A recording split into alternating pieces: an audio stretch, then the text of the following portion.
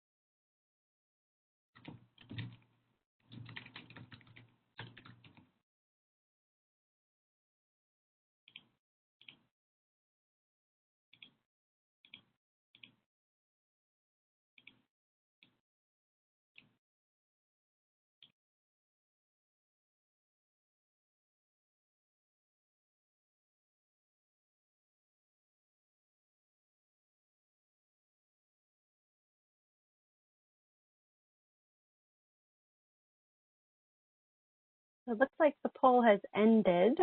Are there results for the poll?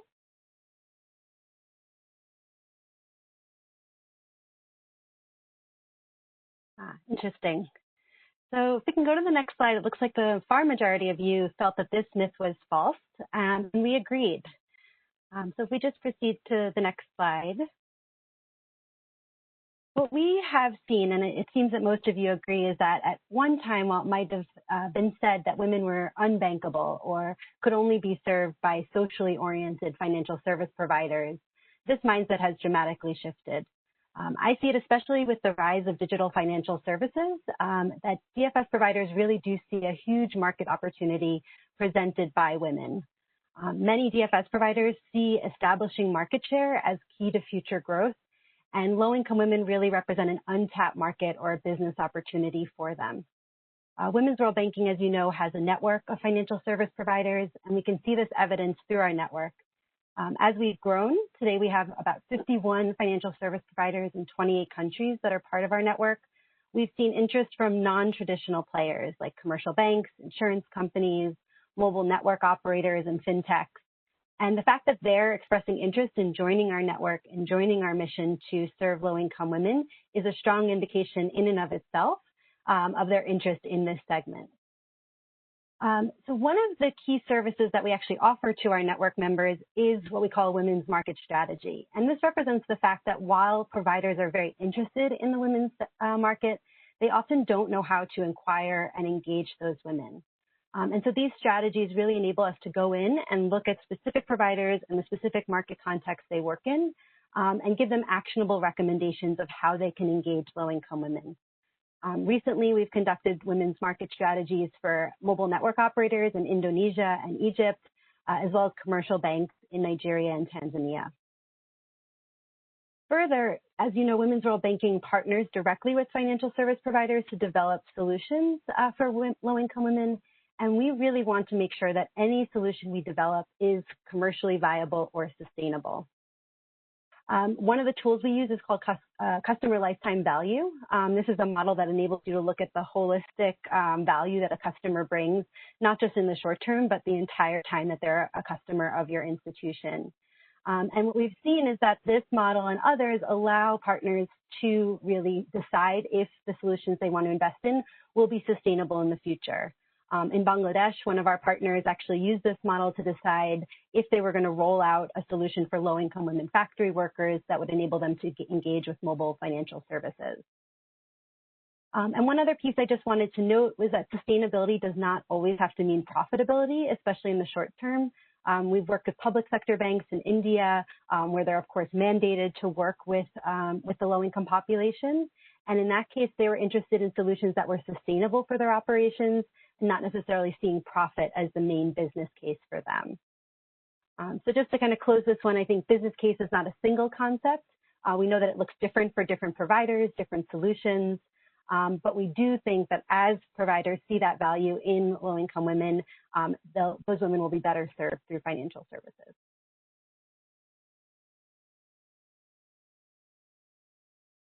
Great, thank you. So myth number 2, financial products are designed for women and exclude men. So while you complete the poll, I just want to give a shout out to FinEquity and say how happy I am to be here because I've missed our conversations. So I hope you're having the conversations with us today through the chat. I miss being in the room, and I'm just so glad that people are participating today. And it's Financial Inclusion Week. So I hope we continue to tackle these tough questions that I think are super important for us in the majority. So I look at us, and thanks for that shout out, Katie, because I think, yeah, that's something to remember, right? So a lot of this is nuanced, and Jacqueline and I had the opportunity to do this about 2 or 3 years ago with USAID, and I think we shortened the myths, but a lot of them still survived. So I think it's upon us all to continue to have these conversations and challenge each other, because it's really, I think we could also say myths might be assumptions or bias. So interesting that a little lower, but certainly false came off again as the one that is the highest in the poll, that financial products designed for women exclude men. So us on the panel would agree with you. that, and it was interesting as we were preparing for this, Jacqueline said that at Women's World Banking, they're not so much talking about products anymore, they're talking about services. So I think that's what we're finding from a lot of the work we've been doing, and luckily we've been doing it for over 9 years and we've seen this evolution, but we have a ways to go. So a couple of things from research reports I would recommend to all of you who are interested in tackling these myths. The first one is the idea of women and money, and I know FinEquity's Social Norms Group had a webinar on that, so highly recommend that. But they developed some archetypes, and one of the things that they found is that financial tools, so using the word tools, are designed to require certain skill sets that women who continue to be excluded might not have. So when we think about that, it's literacy, numeracy, and digital proficiency, but those are not gender specific. Right? Those are societal specific or individual specific. And then the other thing that I read in preparation for this was the CGD, I always get their acronym mixed around, but the Center for Global Development. They did a really interesting study and looked at India, and they called it the Jam Trinity. So we all think about India as being very advanced in terms of digital ecosystem. And one of the things they looked at was the Trinity in India of having a digital ID, having a mobile phone, and what does that mean for financial inclusion? And when you have the two legs or two sides of that triangle, you have an ID and you have a mobile phone, they found that financial inclusion would increase 34%. So again, those are not gender specific. Having an ID, having a mobile phone, those are gender neutral things we can solve. And if we can solve them, they found that the gap in financial inclusion, the gender gap, would close by 5.5%. So I'm curious to know, and Katie, maybe you know this, I don't know if the Findex is going to do an update, but we're still looking at the 2017 Findex, right, and seeing that stagnant gender gap. So I'm hoping with some of the movement in IDs and also the increase in mobile phone use that we'll talk about in the later myth, that this will actually come to the fro. Next slide. So I just wanted to show, again, some other research that I think challenges the myths. One is there was data 2X, and thank you, as we get gender disaggregated data that people are continuing to champion, including governments and also researchers, is that in Uganda, when Dahlberg did some work with data 2X, again, it was just a survey, but they found that women actually use mobile money more than men. Now, when you look at the use patterns, like in Zambia with the IFC doing some research there, how they use that product and the particular services may differ because their needs may differ. But it doesn't mean that the base mobile money product needed to be tweaked. And we all remember, I think it might have been, I'm not going to call out who told me this, but somebody coming in and saying, well, people thought with the gender gap, if they just get pink phones, then it would work. So I think we've moved far away from pink phones, but thinking about the services and what are they.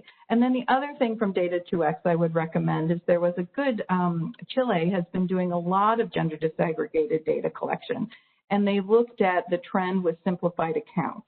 And again, this was gender neutral, making simplified accounts that were low cost and easy to use. And as you can see from the graph, over time, as they collected that data, men and women became about equivalent in their use of that product. So again, I shouldn't have said product, I should have said services, but let's think about services.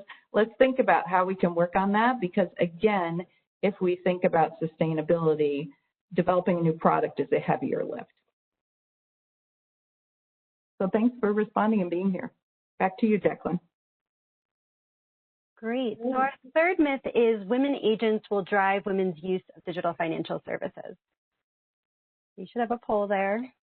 This is actually one of the most common statements that I hear about gender and digital financial services.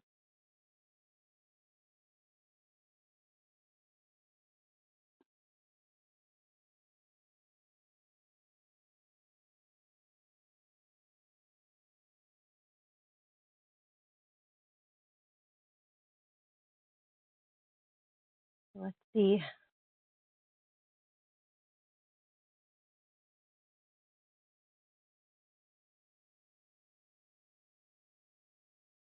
Interesting. This one has a large split. So it looks like about half see it as true, and then split between false and need more information. Very interesting. So if we can go to the next slide, we actually felt like it needs more information, and it depends. We've certainly seen data from GSMA, which shows a strong positive correlation between the percent of female agents in a provider's network and the proportion of female customers. And other research that's been conducted in a variety of contexts does show that women customers tend to find women agents more appealing. One example was GSMA did research with Tigo in Rwanda, which found that both men and women customers actually felt that female agents offered better customer service. And women also reported that they preferred interacting with a fellow woman and would be more comfortable receiving information and learning how to use the service from a peer. And this is something we hear across a variety of contexts. But in Women's World Banking's own work, we've actually seen variation across regions and even within markets differences between urban and rural areas. So in Pakistan, where social and gender norms certainly limit the mobility of women, there is definitely a hindrance to women interacting with male agents, especially given that they would be expected to share their phone number. So Women's World Banking actually worked with JazzCash, which is a large mobile money provider, and Unilever to recruit and train female agents as a key way to engage women customers. We also actually developed a referral program where women customers could actually refer a friend. And like the evidence in Rwanda, we really saw that women prefer to receive this kind of information from fellow women that they trust. However, we have seen some differences. In Nigeria, where we actually developed a savings program that relied on agents who walked around the marketplace to collect deposits, we found no difference in the frequency or the size of the transactions for women customers interacting with female agents or male agents. And so this really showed no strong preference, and this was validated in qualitative research that we did as well. Again, this could be contextual. These were women market traders in urban or semi-urban areas in Nigeria, but for those women, they were comfortable transacting with either gender. One interesting anecdote from that actual project in Nigeria was that the analysis revealed that male clients were actually more likely to deposit higher amounts with female agents. So I'll let you interpret that as you will, but it just goes to show gender differences can go in all directions. So generally with this myth, what we think is there are certainly places where female agents are a necessity for inclusion of women, but we've seen many more contexts where it's not necessarily required, but could encourage the use of DFS because women are more likely to trust and really prefer to interact with female agents. Likely it's a spectrum. And to me, the key takeaway is really that more research is needed to understand the context and validate any assumptions when thinking about how you're going to provide digital financial services to women customers. Back to you, Shelley. Great. So this is a myth. This is actually one of our new ones. So we didn't have this in the original presentation Jacqueline and I did 3 years ago or 2 years ago, but it's one I think is really important. And we're seeing, I'm kind of struck here and interested in what you think. And we would ask you to think about what giving women phones means. I think early on when I started doing this work, people were resistant and said, well, if we give people phones, they won't really use them. It's not an appropriate role for donors. It's not something we should be encouraging. But as we got ready for this and reading some of the recent research that comes out, increasingly thinking about, is that the right answer, or has the phone become the new access point? So it's interesting here to see that true is pretty high, but need more information. And we would agree with you on that. So if we can go to the next slide. Some of the things that we know is that affordability is an issue, right? Everybody has been saying, I think as long as I've been working in the sector and worked in mobile phones before that, I remember the old bricks we used to have. Now it's the access point, but smartphones are what people need. So if it's the access point, it's not a laptop, it's not a tablet, it's the mobile phone, how do we address the issue of affordability? So there's really some great research that just came out looking at affordability from A4AI. And this showed, I love the title of the research, it's called, It's a Lifeline, Not a Luxury. And it's all about affordability of mobile phones. So in this graph, you can see affordability and that 2.5 billion people live in countries where a smartphone costs more than a quarter of average monthly income. Now, this was pre-COVID. So imagine what that is now. We've also seen some movements where phones are getting cheaper, but it's not clear that those phones, the quality is delivering the level of service. So I think this is one I encourage us all to think about, and think about our assumptions about the value of supporting with donor funding or other funding this access point. So also I noticed in the chat, and I would agree, that the cost of data is not just about the device, but how are you going to actually get data? A lot of our programs that we're working in, where we're asking people to work with us, they're saying, well, I'm interested in helping you kind of evangelize women's financial inclusion, but can you give me airtime? So if we can look at the next slide, there's some interesting things going on, but I don't know that we know the solution. So one of the things that got announced in July was Safaricom and Google doing smartphone financing.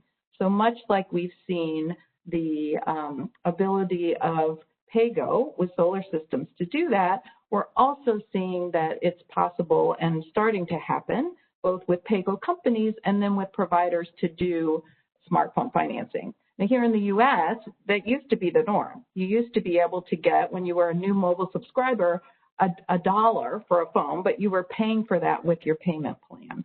So in a postpaid kind of world, that was something that was working. So we're seeing that, and this is something that's interesting too, that Google's in the partnership. So kind of who are the players that are interested in making sure this access happens? We also did a project with the Foundation for a Smoke-Free World with smallhold farmers and TNM, one of the mobile money providers in Malawi, and they were interested in increasing access. So this was on a provider side, and they were willing to do that financing on their own balance sheet.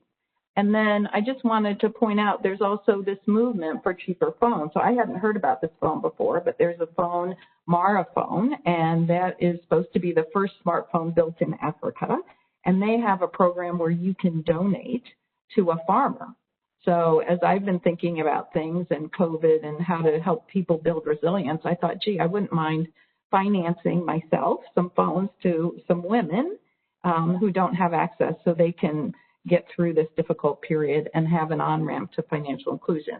Now, we know smartphones aren't the only thing that's needed, but I think as we look at literacy and other challenges we'll talk about with the other myths, sometimes some of those barriers are helped with smartphones that don't require a menu. So yes, feature phones I see in the chat, certainly still a strong presence, still important, but if we want to forecast where we want to be in terms of equality and what can be done with that mobile device, would we like to be to the place of smartphone affordability?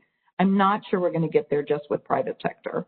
So how do we think about that in our design of programming and what we're doing and our conversations? So welcome your feedback. Next. Okay, this myth is the hardest, and I would say that we really struggled with this myth. And I benefited from a lot of people trying to, and Revi Sterling, who I know is on, helping me to think through what is agency. And our myth is women don't have agency to control their own financial accounts and resources. So we're interested in what you think. So please complete the poll, and also think about how do you define agency, because that's a conversation that Jacqueline, Katie, and I had. What is that when we speak about agency? So what do you think? Let us know what you think, and we'll start the conversation once we see the results of the poll.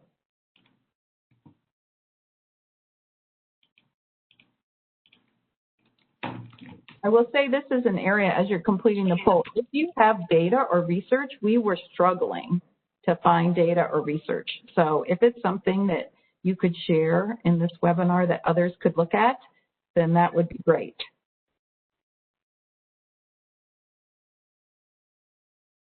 And please do feel free to tell us, you know, I'm seeing a lot of chat, which is great, but if there are things that you disagree with, if you think that the results of the poll or our assumptions are, you know, our sort of somewhat learned assumptions are incorrect, tell us.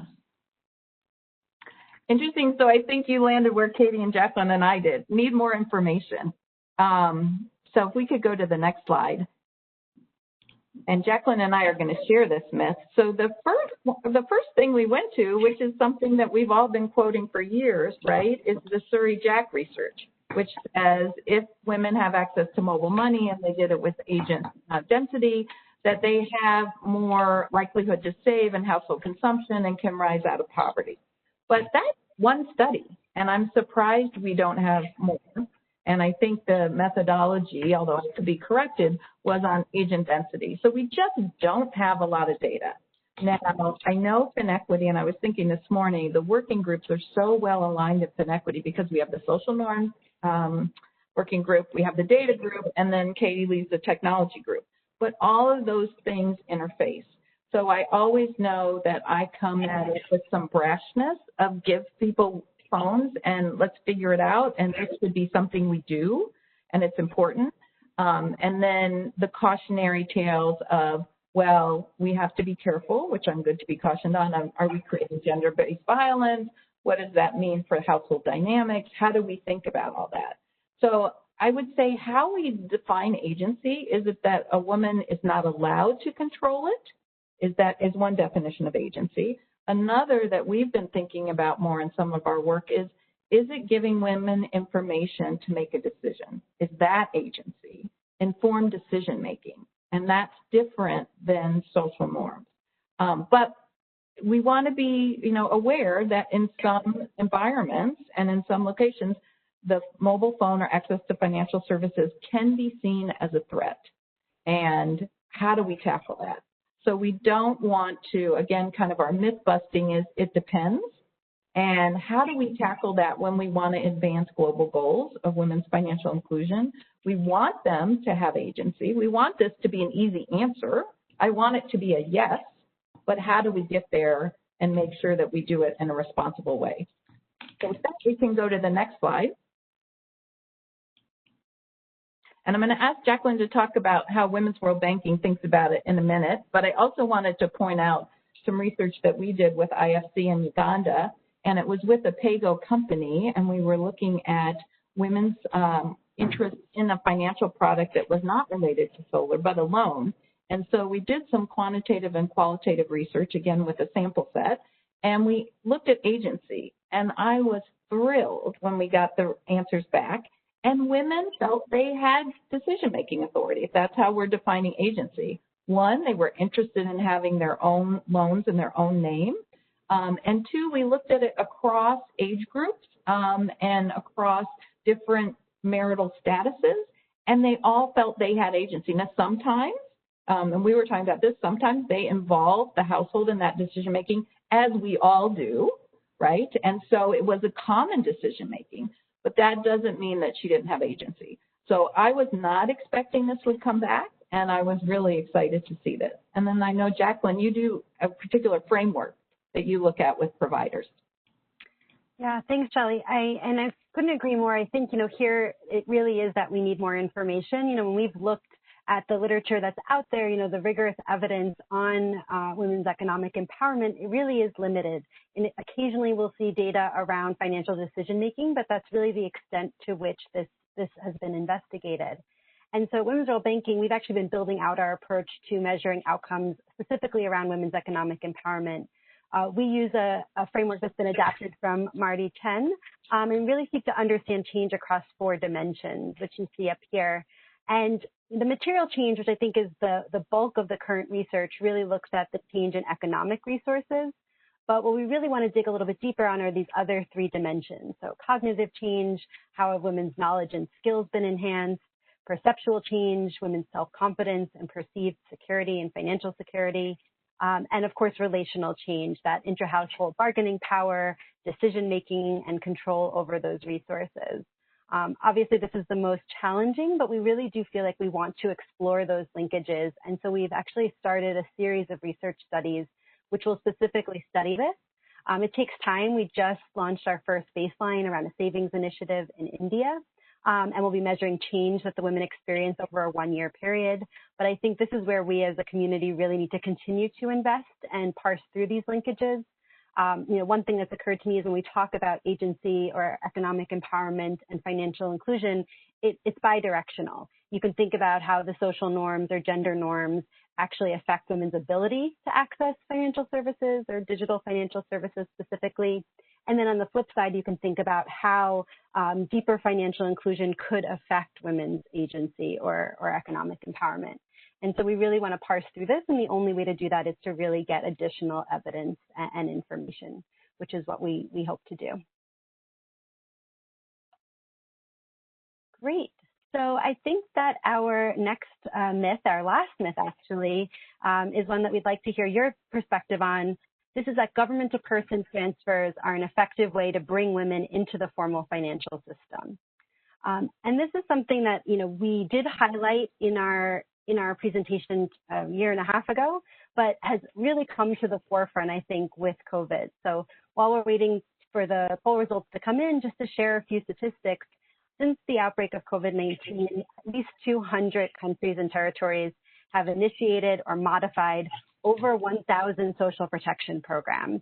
And that's serving over 1 billion people as they cope with the health crisis and, of course, the economic effects of that health crisis. And so, this has become, I think, even more important of a question as we move forward in this new uncharted territory. So eager to hear what you all think in terms of this myth. Great, if everyone can, this is our last poll on the myth. So if people are feeling inclined to respond, we would be very interested to hear what you have to say. The poll will be closing very shortly.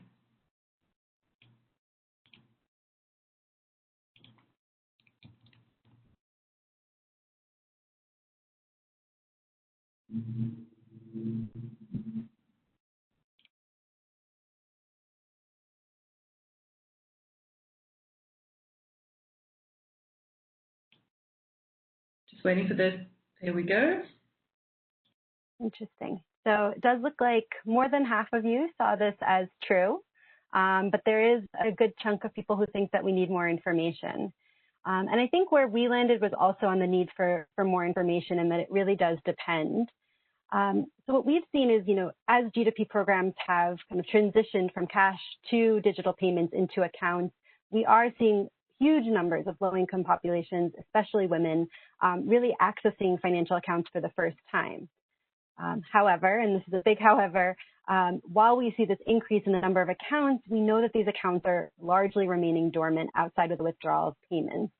And this is a huge effect, because you really have to question if these women are actually financially included, if they're just using the account to essentially as a cash out mechanism. And so one example that we can cite was actually recent research that Women's World Banking conducted with recipients of Indonesia's largest cash transfer program. This program, which has almost 10 million beneficiaries, actually shifted its payments into bank accounts in 2017. And so this was a great way to see, if this effect of bringing women into the financial system would actually work. And what we found through this research was that actually 79% of the recipients only used the account for cashing out their benefits. So they literally just withdrew the money and didn't use the account for anything else. Even of those that left the balance, many only did so because they thought they were required to, that the account would somehow be closed or the payment would be cut off if they didn't leave a little bit of money in the account. Only 9% really use the account in any way. And this is really fascinating because we really want to see women using the benefits of this account if we want to see them financially included. Through the research, we actually were able to test some of our other assumptions around whether women actually needed other financial services. And in fact, most of these women were saving and were transferring money or receiving money, but just using other largely informal channels. So there was certainly a need, but they just didn't understand that this account could provide those services to them. So awareness was a huge barrier. This research in Indonesia was further supported in research that we conducted about 2 years ago with Fundación Capital and the Gates Foundation's D3 initiative. There we looked at G2P programs globally and really found that digital financial capability or digital financial literacy was a barrier in almost all contexts. Just to give two kind of extreme examples from that research, in Pakistan, we heard stories of women selling their debit cards for their G2P account because they didn't realize that it would give them access to future payments. They thought it was a one-time payment and then that was it. And then the opposite end of the spectrum in Mexico, we had women who were laminating their debit cards and keeping them at home because they thought it was so precious that they should keep it safe and didn't realize how it could actually be used. And so just kind of to close out on the G2P side, we really do see that it's a huge opportunity. So in that sense, that myth is true, but stakeholders need to be proactive to really ensure that that opportunity is realized in terms of benefits for women's financial inclusion. And then just, as you see on this slide, we really did see that a theme of all these myths, not just on the G2P programs, was around building women's digital financial capabilities. Rather than specialized products or services, certainly no pink phones, what we did see across all these areas is that women need knowledge and skills to really use digital financial services. We've heard this from a variety of stakeholders who are investing in this area. Women's World Banking will be releasing a publication on this topic later this year. FinEquity has, of course, convened their D group discussion around digital financial literacy. And Strategic Impact Advisors is launching a campaign to promote women's digital financial literacy. So I think this is really gaining some traction in our community, which is fantastic. And we all need to think creatively about how we can build women's digital financial capabilities, which will ultimately deepen their financial inclusion. Thanks, Jacqueline. So as we can see through all of these different myths, what we need is more data. We need data on the specific groups of people that we are, looking to serve, our clients. And so I wanted to run through a few resources here around, what is already existing. And what I would ask from you is, what else is there out there? What are we not, what is not included here? Because it's just 5 resources that should be included. I think some of you will be familiar with the first resource here, the Woman at IDEO.org's Women and Money Research, which came out last year. So this is, really building on what Shelley was talking about earlier with the archetypes. There were over 400 interviews across 6 different countries, a combination of qualitative and quantitative information. IDEO really built out these archetypes and figured out where there are, key moments for learning how women are responding to different efforts around digital financial inclusion, specifically KICO. And then we have another resource, which some of you will be quite familiar with, which is CGAP's customer-centric guide. Now, just as a quick caveat, this does not have a gender lens, but it is, it can be used for anyone. It's a collection of hands-on toolkits and experiments that really help you design and deliver effective financial services. So thinking about learning from the customer and understanding their needs and their behaviors, designing solutions. So how do you actually create customer-oriented products and experiences? I think that it's so easy to let our own assumptions creep into, what we think is going to be the most practical or logical approach. And finally, organizing for delivery. So how do you actually get to the point that you are really serving your customers and delivering what your customers need? You may also have been familiar with, we've mentioned it before, the Gender and ICT Survey Toolkit, which is a set of questions, essentially a survey, that you can ask your clients, the people that you are working with, to understand how they are working, how they are understanding their clients' approach to digital. So it has sections on digital financial services, and digital agriculture, and is a really interesting resource if you're looking to gather, both quantitative information through the survey and qualitative information through focus group discussion guides.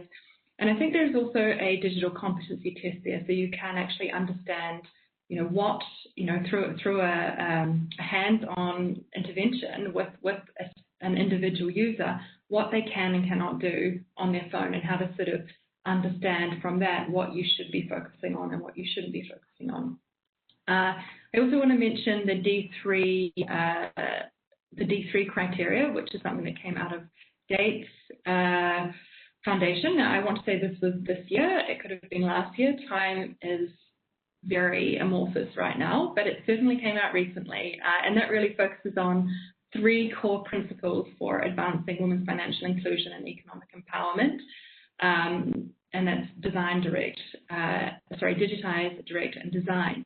I'm actually going to hand over to Shelley to talk briefly about the role of trust, because this is something that she was instrumental in creating.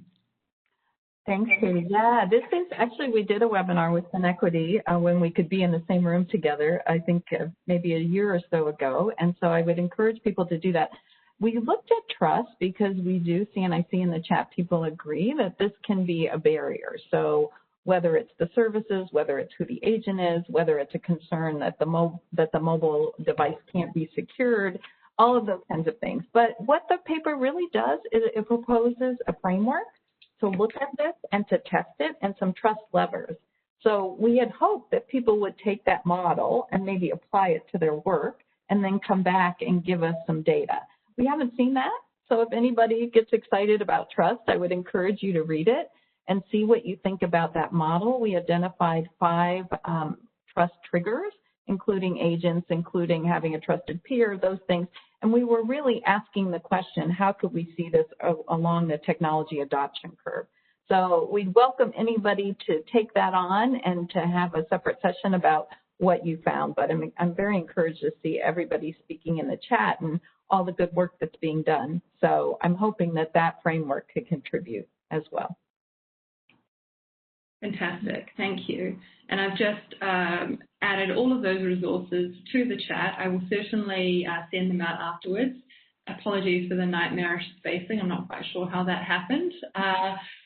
We've got a lot of questions in here, so I'd like to start with a question for Jacqueline, and this is from Catherine Vaughan, and it was talking about the GTP myth. And so I'm wondering if you saw GTP increasing the percentage of women with IDs at a minimum.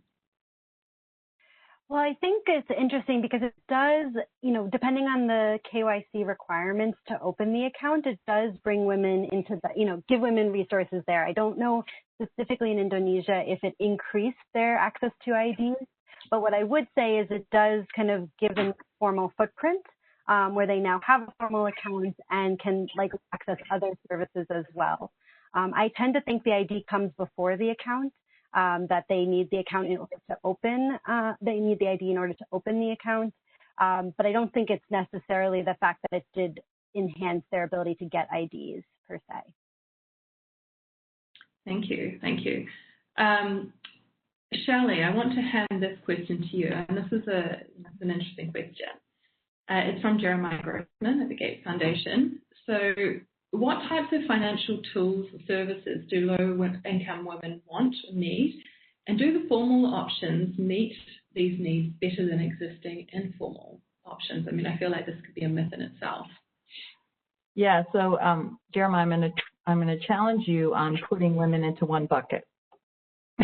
So when you say, is there one service that women can use? I think one of the things we're trying to do here is to say, it depends, because women have all different kinds of needs. I think there has been a tendency in our community to prefer formal over informal, and I'm a little torn about that, because if it works for her, if a savings group that is informal, which has been a highlight of some of the work that's been done by CARE and Oxfam and others throughout the world, if that created a channel for savings and loans and access to credit, I don't know that we should judge that as lesser than.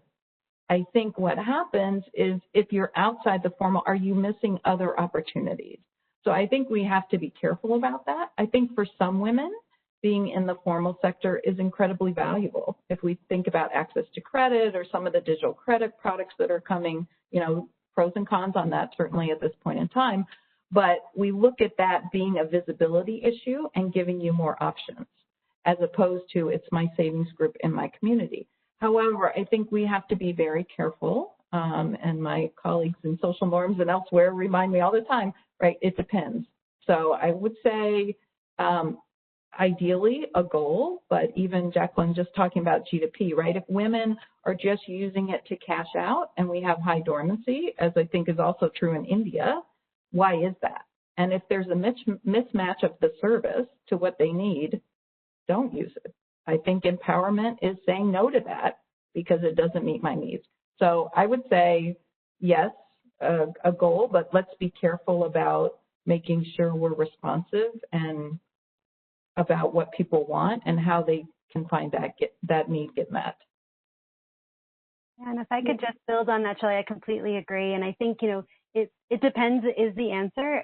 In that example I gave in Nigeria with the savings initiative, when we did our evaluation, the women actually felt that the formal channel was safer.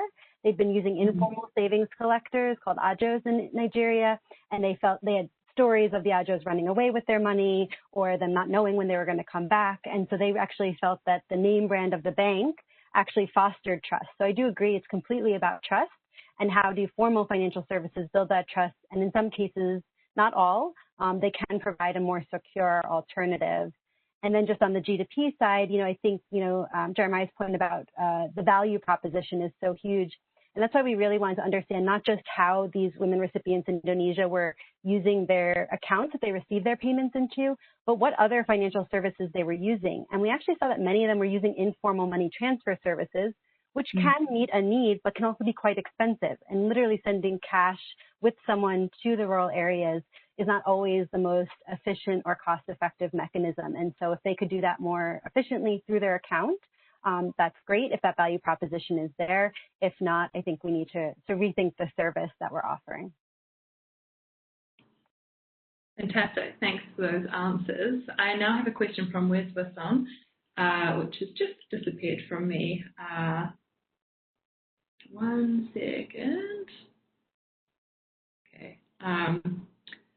But it was essentially about whether financial services could be a bridge or a gateway into broader social and economic empowerment for women.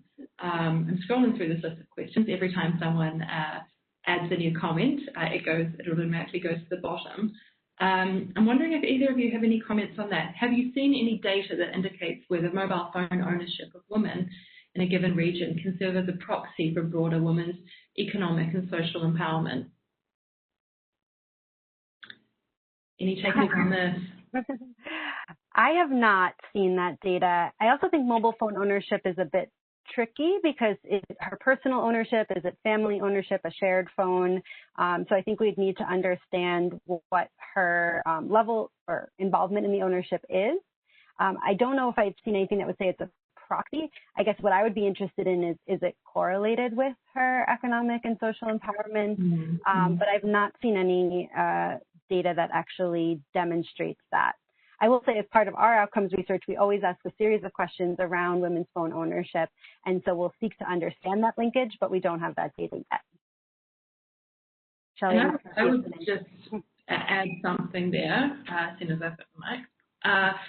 I think it's really, thinking about IDEO.org's work last year, that came out last year, and the finding around these these key life points, these transitional moments that women have, and it could be, it could be COVID-19, it could be the death of a spouse, where traditional norms are really turned on their heads, and it's this is not answering the question, but it is getting at it from a different angle. It allows, financial inclusion to potentially have an inroad. So I think we can think of this from a few different angles. I don't know if you have anything further you wanted to say about that, Shelley. Well, I bet there is some data, but I would just say now the digital gender divide, I think is disempowering because we need it. We need it, right? Particularly with COVID. So when I think about people that don't have the access that we all have to be on this webinar, that can't afford a data plan, I can't imagine that's not a hindrance. So do we need data? I would say no, let's just solve it because it's an essential tool. It's an essential tool in today's economy, and it's going to become increasingly so. So whether that's to educate your children, whether that's to get information about health, whether that's to get a P2P transfer or get an SME loan. So I would say absolutely yes, it's important. But I don't know if the data's there. So I bet it is somewhere. So I think that given how foundational a phone is today to people's access to information and services, I have to believe the absence is problematic. No, agreed. And, once more, to bang on my drum, if you have data or if you have resources that you think that answer this question or speak to this question, don't hesitate. Don't be a stranger to our chat bar. Now, I have a question, I think, for Shelley, and this is from our friend Audrey Misquith at UNCDF. So talking about the PAYGO study in Uganda, did you see any variation in women's agency relative to the kind of financial decision? For example, did you see women take decisions where it comes to building assets for their household, or is it mostly related to recurring expenses like food for the family? Yeah, so this, thank you, Audrey. And I know UNCDF has also done a lot of great research with PAYGO and in Uganda as well. So our particular focus of that work was to look at would they be interested in an agri-input loan. So it was focused on the ability to take a loan with a connection to their role as a smallholder farmer. And that's where we were looking at agency. So it wasn't so much could she use it to buy an asset, but it's would you want an additional loan because you're already on a PAYGO system, and sometimes they were the payer of that, or it might have been a household asset, the solar unit, but would you take an additional loan if it was offered to you, and then how would you like that structured? So we found agency around the decision to take a loan for an agri-input that would then be related to the household income or the woman's income as a smallholder farmer. So it was a little nuanced, and I think that's, one of the challenges here is how do we roll up all these nuances when we want global solutions? So we want to say, okay, which part do we work on, and how do we do that at scale to get where we want to be with the majority of women having options to use financial services regardless of their gender. So it's a little nuanced, but it didn't look at asset ownership per se. It looked at inputs for agricultural use. Great. Now I have a question from Jessica Crawford, and this was actually the first question that came up in the chat, which is several messages long now. Are there any impacts on household dynamic when you increase female ownership of phones? For example, men having more access to increased income earned by women, or women having more decision-making power. And obviously, we have the very well-trodden Syrian Jack research that we wheel out in times like this, which really noted a marked difference in female-headed households. So this was in Kenya, and I think 2016 the research took place, looking at mobile phone ownership and use of M-Pesa and proximity to agents. I'm wondering if there are any other data points or experiences that either of you can speak to around, can this negatively change the household dynamic? I mean, I know of, my, other work I do in Papua New Guinea really speaks to just the fear, of females around their own ownership of mobile phones and the negative connotations that are made around women who are mobile phone holders, let alone financial service holders. So, I mean, there are huge negative connotations in several geographies, and more than several. I'm wondering if there are any other experiences that panelists or even people who are on the chat want to share. We need Nisha. Where's Nisha? No time to make her a panelist here. I mean, I think it's a very interesting question, and it would be great to see that research that came out of Georgetown and MIT a few years back, repeated in other environments. I think it would be very interesting around some of the work that Women's World Banking are doing in Indonesia to understand, what that looks like in relation to G2P. And, so many of the design of these products is intentional about, government payments specifically going to women and women having to be the ones who cash out if they're cashing out. Shelley, you were going to say something. I would just say in our digital literacy work that we're hoping to launch, and I hope people get to see that, hopefully launching it this week, one of the feedback points, and thank you, FinEquity and Katie for giving us feedback on that, was include men in the episode. So it's skit episodes, and then one of the things that came back is we didn't have enough positive men supporting women and getting access to the services. So we add that, and I recall early on there was some research where people were doing things like billboards that were encouraging mobile phone ownership, and they were showing a family setting where it was empowering for everyone. And it was designed to make it less threatening to a patriarchal society. So I think there have been those kinds of things that I've seen and heard about. But again, I think that's why we struggled with the agency one. Like, you hear a lot of this, and it's a little, I'm not trying to minimize it, and it's very real in some places, but then how do we look at that data and the longitudinal effects of it? So Jacqueline, I don't know, how you think about that as a researcher. Well, all I keep thinking is I'm not even yet clear on the direction of the effects. So is it that having ownership of a phone is actually going to affect women's decision-making power, or is it, as you see, that women are have more power or more agency, that they actually are more likely to own a phone or to have control over that digital resource? So I think, it's what makes this research so complicated, is that, we can't even presuppose which direction this goes in.